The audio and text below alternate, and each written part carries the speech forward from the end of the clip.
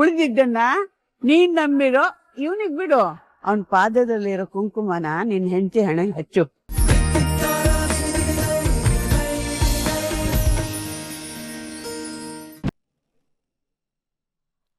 Sir ಅಮ್ಮ, sir ಯಾರಾದ್ರೂ ಇದ್ರೆ ಡೋರ್ ತೆಗಿರಿ. ಸರ್ ಅಮ್ಮ, ಅಣ್ಣ,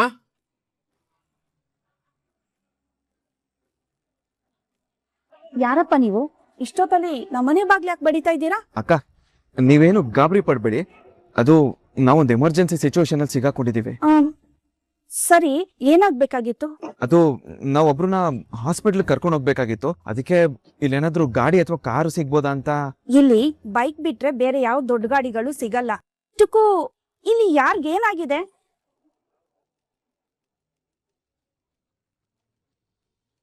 ಇವಾಗ ನೋವು ಬೇರೆ ಜಾಸ್ತಿ ಆಗಿದೆ. ಅವ್ರನ್ನ ಕರ್ಕೊಂಡು ಹೋಗೋಕ್ಕೂ ಆಗ್ತಿಲ್ಲ. ಆ ರೌಡಿಗಳು ಅವ್ರ ಬೆನ್ನಿ ಹಿಂದೆನೆ ಬಿದ್ದ್ಬಿಟ್ಟಿದ್ದಾರೆ. ನೀವೊಬ್ರೇ ಇರೋದು ನಮಗ್ ಸಹಾಯ ಮಾಡಕ್ಕೆ. ಇದು ಹೊಸ ಪರಿಚಯ, ನಮ್ಗೆ ಊರ್ ಗೊತ್ತಿಲ್ಲ. ಅವ್ರನ್ನ ಬೇಗ ಆಸ್ಪತ್ರೆಗೆ ಕರ್ಕೊಂಡು ಹೋಗಿಲ್ಲ ಅಂದ್ರೆ ಅದೇನ್ ಹೆಚ್ಚು ಕಮ್ಮಿ ಆಗುತ್ತೆ ಏನೋ ಅಕ್ಕ. ಅವ್ರು ಅಷ್ಟೊಂದು ಹೇಳ್ತಾ ಇದಾರೆ, ಯಾಕೆ ಅವ್ರನ್ನ ಅಲ್ಲೇ ನಿಲ್ಸಿ ಮಾತಾಡ್ತಿದ್ಯಾ? ಬಾಗಲ್ ತೆಗಿ.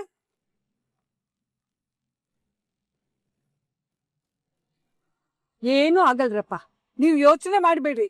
ನೀವು ಸರಿಯಾದ ಜಾಗಕ್ಕೆ ಬಂದಿದ್ದೀರಾ. ನೀವೇನ್ ಹೇಳ್ತಿದ್ರೆ ನಂಗೆ ಅರ್ಥ ಆಗ್ತಿಲ್ಲ ಅಜ್ಜಿ. ನಮ್ಮಮ್ಮನ ಹೆಸರು ಸೂಲ್ಗಿತ್ತಿ ಸುಬ್ಬಮ್ಮ ಅಂತ. ಸುತ್ತಮುತ್ತ ಹಳ್ಳಿಲಿ ಇವರೇ ಹೆರಿಗೆ ಮಾಡ್ಸಿರೋದು ತುಂಬಾ ಜನಕ್ಕೆ. ಇವ್ರ ಹೆರಿಗೆ ಮಾಡ್ಸಿರೋದಕ್ಕೆ ಲೆಕ್ಕನೇ ಇಲ್ಲ. ಹಾಗಾದ್ರೆ ಆ ದೇವರೇ ನಮ್ಮನ್ನ ಸರಿಯಾದ ಜಾಗಕ್ಕೆ ಕರ್ಕೊಂಡ್ ಬಂದಿದ್ದಾನೆ ಅಂತಾಯ್ತು. ಪ್ಲೀಸ್ ಅಜ್ಜಿ, ಹೇಗಾದ್ರೂ ಮಾಡಿ ತಾಯಿ ಮಗು ಜೀವನ ಉಳಿಸ್ಕೊಡಿ. ಚಿಂತೆ ಮಾಡ್ಬೇಡಿ. ಈಗ ಆ ಹೆಣ್ಮಗು ಎಲ್ಲಿದೆ? ಅಜ್ಜಿ, ದೂರದಲ್ಲಿ ಕಾಣಿಸ್ತಿದ್ಯಲ್ಲ ದೇವಸ್ಥಾನ, ಅಲ್ಲಿದ್ದಾರೆ. ಮಕ್ಳೆಲ್ಲ ಹಾಗೆ ಮಲ್ಕೊಂಡಿರ್ಲಿ, ಲೈಟ್ ಆನ್ ಆಗೇ ಇರ್ಲಿ. ತಗೋ, ಆ ಕಂಬ್ಳಿ ತಗೊಂಡು ಬಾಕ್ಲ ಹಾಕೊಂಬ. ನಡೀರಪ್ಪ, ಕೊಟ್ಟಿಗೆ ಹಾಕೊಂಬ. ಏನಾಯ್ತು? विवेक मेरे बेटे क्या हो गया? ये किसने मारा? धीर तर होगा, धीर तर. विवेक विवेक देखा देखा. विवेक विवेक ओ देखा. विवेक विवेक विवेक विवेक क्या हो गया? क्या हो गया? विवेक यार ಹೊಡೆದಿದ್ದು? ಹೊಡೆದಿದ್ದಷ್ಟೇ ನೆನಪು. ಆಮೇಲೆ ಕಿದರ್ ಗಯ ಮುझे पता नहीं. 100% ಇಲ್ಲೇ ಇರ್ತಾರೆ. ಹೋಗಿ ಬನ್ನಿ ಹುಡುಕೋಣ. ಬನ್ರಿ, ಬಾ ಬನ್ರ. ಏಯ್ ಅದ ಆಗ್ತಿಲ್ಲ ರಾಮಾಚಾರಿ, ಇಷ್ಟೊತ್ತು ಶಕ್ತಿ ಮೀರಿ ತಡ್ಕೊಂಡೆ. ಇನ್ನೊಂದ್ ಕಾಲ ಆಗಲ್ಲ. ದಯವಿಟ್ಟು ಹಂಗೆ ಹೇಳ್ಬೇಡಿ ಮೇಡಮ್. ಆ ದೇವ್ರಿದ್ದಾನೆ, ಅವ್ನು ನಮ್ ಕೈ ಬಿಡಲ್ಲ ಮೇಡಮ್. ಈಗ ರಾಗು ತರುಣ್ ಹೋಗಿದಾರಲ್ವಾ, ಏನಾದ್ರು ವ್ಯವಸ್ಥೆ ಮಾಡ್ಕೊಂಡು ಬರ್ತಾರೆ. ಅಲ್ಲಿ ತಂಗ ತಡ್ಕೊಳ್ಳಿ ಪ್ಲೀಸ್ ಮೇಡಮ್. ಎಲ್ಲದಕ್ಕಿಂತ ಮುಖ್ಯವಾಗಿ ನಾನ್ ನಿಮ್ ಜೊತೆ ಇದೀನಲ್ವಾ, ಏನೂ ಆಗಲ್ಲ ಮೇಡಮ್. ನನ್ ಶಕ್ತಿ ಎಲ್ಲ ಕುಂದೋಯ್ತು ರಾಮಾಚಾರಿ. ನಾನು ನನ್ ಮಗುಗ್ ಜನ್ಮ ಕೊಡ್ತೀನಿ, ನನ್ಗೇನು ಆಗಲ್ಲ ಅನ್ನೋ ನಂಬಿಕೆ ಕಮ್ಮಿ ಆಗ್ತಿದೆ. ನನ್ಗೇನಾದ್ರೂ ಆಗ್ಬಿಡುತ್ತೋ ಅಂತ ಭಯ ಆಗ್ತಿದೆ ರಾಮಾಚಾರಿ. ಚಾರು, ಯಾಕೆ ಹಾಗೆಲ್ಲ ಮಾತಾಡ್ತೀಯ? ಹೋಗ್ಸ್ ಕಳ್ಕೊಬೇಡ, ಎಲ್ಲ ಒಳ್ಳೇದಾಗುತ್ತೆ. ಹೌದು ಚಾರು ಮೇಡಮ್, ನೋಡಿ ಧೈರ್ಯ ಮತ್ತೆ ನಂಬಿಕೆಗಿಂತ ದೊಡ್ಡ ಶಕ್ತಿ ಬೇರೆ ಯಾವುದೂ ಇಲ್ಲ. ನಾನ್ ನಿಮ್ ಜೊತೆಲಿ ಇದೀನಲ್ವಾ, ನಿಮ್ಗೆ ಏನಾರ ಆಗಕ್ ನಾ ಬಿಡ್ತೀನಾ? ಏನು ಆಗ್ಬಾರ್ದು, ನಿನ್ ಜೊತೆ 100 ಕಾಲ ಬಾಳ್ಬೇಕು ಅನ್ನೋದು ನನ್ನ ಆಸೆ ಅಲ್ವಾ ರಾಮಾಚಾರಿ. ಆದ್ರೆ ನನ್ ದೇಹ, ನನ್ ಧೈರ್ಯ, ಆತ್ಮವಿಶ್ವಾಸಕ್ಕೆ ಸ್ಪಂದಿಸ್ತಿಲ್ಲ. ಒಂದ್ ವೇಳೆ ನನ್ಗೇನಾದ್ರೂ ಆಗಿ ನನ್ ಸತ್ತೋದ್ರೆ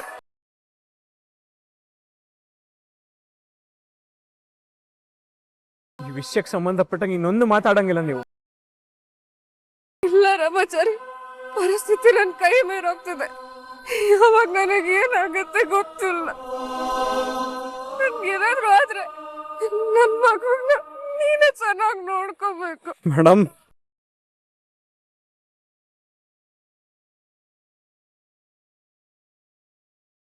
ನನ್ ಮಗುಗೆ ತಂದೆ ತಾಯಿ ಎಲ್ಲ ನೀನೇ ಆಗಿ ಬೆಳೆಸ್ಬೇಕು ರಾಮಾಚಾರಿ. ಪ್ಲೀಸ್ ಮೇಡಮ್, ದಯವಿಟ್ಟು ಸುಮ್ನಿರಿ. ಈಗ ಏನಾಗಿದೆ ಅಂತ ಈಗೆಲ್ಲ ಮಾತಾಡ್ತಾ ಇದ್ದೀರಾ? ಮೇಡಮ್ ಎಂತೆಂತ ಸವಾಲ್ಗಳನ್ನೆಲ್ಲ ಮೆಟ್ಟಿ ಗೆದ್ದಿರೋ ನಿಮ್ಗೆ ಇದೆಲ್ಲ ಏನ್ ಮೇಡಮ್? ಹಿಂಗ್ ಭಯ ಪಡ್ತಿರೋ ನಿಮ್ಗೆ ಏನೂ ಆಗಲ್ಲ, ಧೈರ್ಯವಾಗಿರಿ. ನಮ್ಮಿಬ್ಬರ ಪ್ರೀತಿಯ ಕಾಣಿಕೆರೆ ನಮ್ ಮಗು.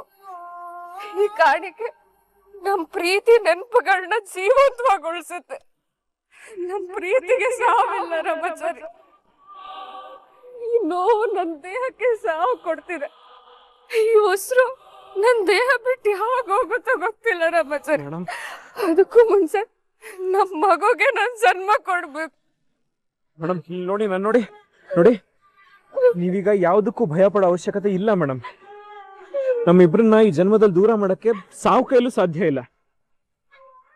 ನೋಡಿ, ನಾವು 100 ಕಾಲ ಚೆನ್ನಾಗಿ ಬಾಳ್ತೀವಿ. ನನಗೆ ನಿಮ್ ಜೀವ, ನಮ್ಮ ಮಗು ಜೀವ ತುಂಬಾ ಮುಖ್ಯ ಮೇಡಮ್. ನಿಮ್ಮಿಬ್ರಿಗೂ ಏನೂ ಆಗಕ್ ನಾನ್ ಬಿಡಲ್ಲ ಮೇಡಮ್. ನೀವು ತಲೆ ಕಟ್ಸ್ಕೊಬೇಡಿ, ಧೈರ್ಯವಾಗಿರಿ. ನೋಡಿ, ಇನ್ನೇನ್ ರಾಘು ತರಣ ಬಂದ್ಬಿಡ್ತಾರೆ, ವೆಹಿಕಲ್ ಏನಾದ್ರು ತಂದ್ಬಿಡ್ತಾರೆ ಮೇಡಮ್, ಹಾಸ್ಪಿಟ್ಲ್ ಕೊಟ್ಟೋಗೋಣ. ನೀವು ಅಲ್ಲಿ ತನಕ ಧೈರ್ಯವಾಗಿರಿ ಪ್ಲೀಸ್ ಮೇಡಮ್, ಪ್ಲೀಸ್. ಹೌದು ಚಾರು, ಎಲ್ಲ ಒಳ್ಳೇದಾಗತ್ತೆ. ಇಷ್ಟು ಕಷ್ಟಗಳನ್ನ ದಾಟಿ ದೇವ್ರ ಸನ್ನಿಧಾನಕ್ಕೆ ಬಂದಿದೀವಿ ಅಂದ್ಮೇಲೆ ದೇವ್ರ ಕೈ ಬಿಡಲ್ಲ. ಇದು ನಮ್ ಪರೀಕ್ಷೆ ಅಷ್ಟೇ, ಎಲ್ಲ ಸರಿ ಹೋಗುತ್ತೆ. ಆದಷ್ಟು ಬೇಗ ನಿಮ್ ಮಗುನ ಎತ್ತಿ ಮುತ್ತಾಡ್ತೀರಾ, ಆ ಕ್ಷಣನ ನಾವು ಕಣ್ತುಂಬಿಸ್ಕೋತೀವಿ. ಧೈರ್ಯವಾಗಿರು ಚಾರು.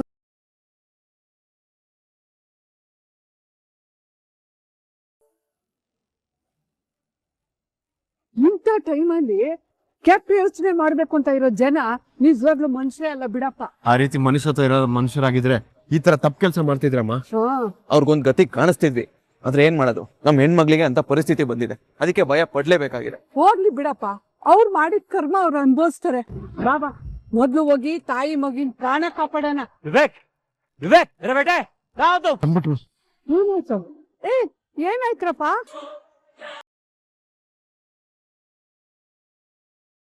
ಅಜ್ಜಿ, ಇಲ್ಲಿ ಯಾರಾದ್ರೂ ಒಂದ್ ನಿಮಿಷ ಅಜ್ಜಿ. ಅದು ನನ್ನ ಸೊಸೆಗೆ ಹೆರಿಗೆ ನೋವು ಶುರುವಾಗಿತ್ತು. ಅವಳನ್ನ ನನ್ನ ಮಗ ಹಾಸ್ಪಿಟಲ್ ಕರ್ಕೊಂಡು ಹೋಗ್ತಿರಾಗೆ ಗೂಂಡಾಗಳು ಬಂದು ಅಟ್ಯಾಕ್ ಮಾಡಿದ್ರು. ಹಾಗೆ ಅವಳು ಮಿಸ್ ಆಗಿದ್ದಾಳೆ. ಅವಳನ್ನ ಬಿಟ್ಕೊಂಡು ಇಲ್ಲಿ ಬಂದ್ವಿ. ಈಗ ನೋಡಿದ್ರೆ ಫೋನ್ ಕೂಡ ರೀಚ್ ಆಗ್ತಾ ಇಲ್ಲ. ಏನಾದ್ರೂ ಅವ್ರು ಈ ಕಡೆ ಬಂದ್ರ? ಹೆಣ್ಮಗ ಅಂತೂ ಬರ್ಲಿಲ್ಲ. ಆ ಹೆಣ್ಮಗ ನೋವು ತಿಂತಾ ಇದೆ ಅಂತ ಇಬ್ರು ಹುಡುಗರು ನಮ್ಮನೆ ಹತ್ರಕ್ ಬಂದಿದ್ರು.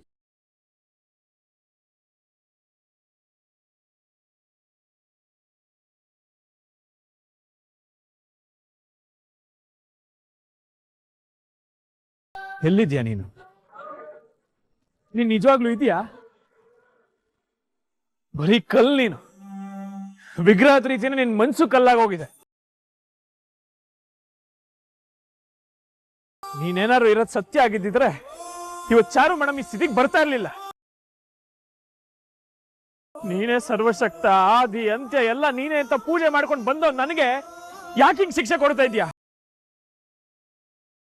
ಯಾಕಿಂಗ್ ಕಷ್ಟ ಕೊಡ್ತಾ ಇದ್ಯಾ ನಮ್ಗೆ? ನಿನಗ್ ಪ್ರಾಣ ಬೇಕು ಅಂದ್ರೆ ನನ್ ಪ್ರಾಣ ತಗೋ. ನನ್ನ ಹೆಂಡತಿ ಪ್ರಾಣ ಹಾಕ್ಬೇಕು ನಿನ್ಗೆ, ನನ್ ಮಗು ಪ್ರಾಣ ಹಾಕ್ಬೇಕು.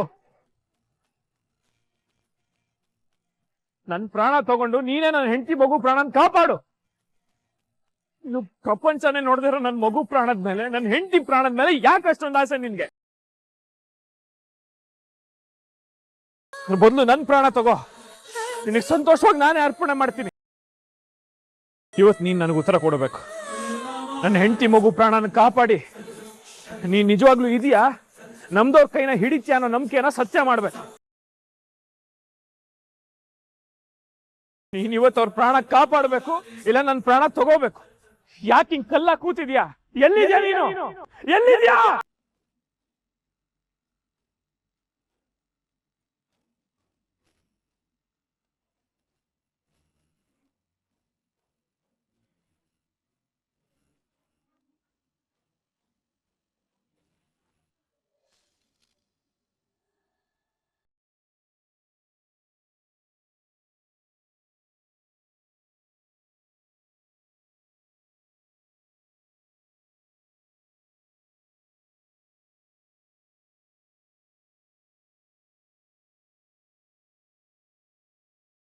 ಯಾಕಪ್ಪ, ಯಾಕೆ ಹೀಗೆ ಕೂತ್ಬಿಟ್ಟೆ?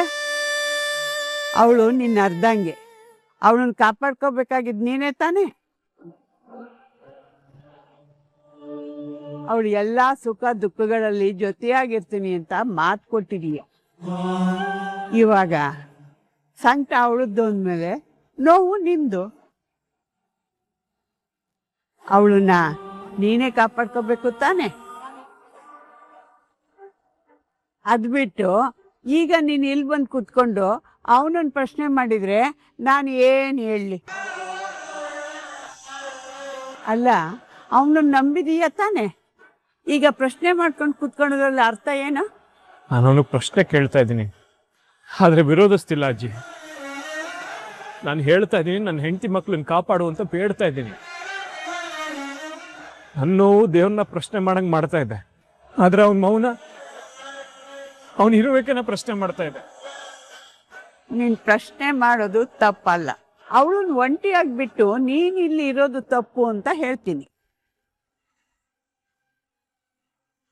ಈ ಕ್ಷಣದಲ್ಲಿ ನೀನು ಅವಳಿಗೆ ಬರೀ ಗಂಡನಾಗಿ ಮಾತ್ರ ಅಲ್ಲ, ಅವಳ ರಕ್ಷಕನಾಗಿ ಜೊತೆ ನಿಲ್ಬೇಕು. ಅವಳ ಉಸಿರಿಗೆ ನೀನು ಬದ್ಧನಾಗಬೇಕು. ಅವಳ ಜೀವ ಉಳಿಸ್ಕೊಳ್ಳೋದು ನಿನ್ ಧರ್ಮ ಆಗಿರ್ಬೇಕು. ಹೆಂಡತಿ ನೋವಲ್ಲಿದ್ದಾಗ ಗಂಡನ ದುಃಖ ಅವಳಿಗೆ ಶಾಪ ಆಗತ್ತೆ.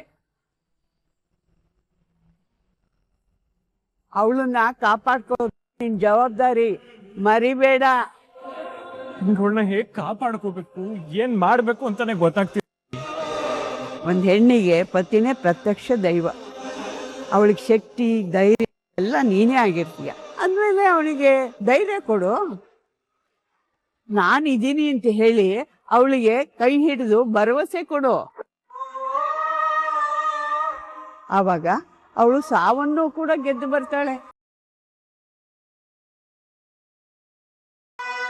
ಅವಳ ಗೆಲುವು, ನೋವು, ಸಾವು ಎಲ್ಲ ನೀನೇ ಆಗಿದೀಯ. ಹಾಗಾಗಿ ಗೆಲ್ಲಿಸ್ಬೇಕಾಗಿರೋನು ನೀನೇ ತಾನೇ. ನಿನ್ನ ಹೆಂಡತಿಗೆ ಏನೂ ಆಗಲ್ಲ. ಮೊದಲು ನೀನು ಧೈರ್ಯ ತಗೋ.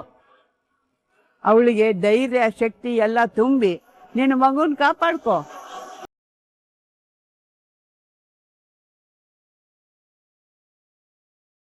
ಒಂದು ಹೆಣ್ಣಿಗೆ ಹೆರಿಗೆ ಸಮಯದಲ್ಲಿ ತನ್ನ ಗಂಡ ಜೊತೆಲಿದ್ದಾನೆ ಅನ್ನೋದಕ್ಕಿಂತ ದೊಡ್ಡ ಶಕ್ತಿ ಯಾವುದೂ ಇಲ್ಲ. ಕೈ ಚೆಲ್ಲಿ ಕೂರ್ಬೇಡ, ಹೋಗಿ ಪ್ರಯತ್ನ ಮಾಡು.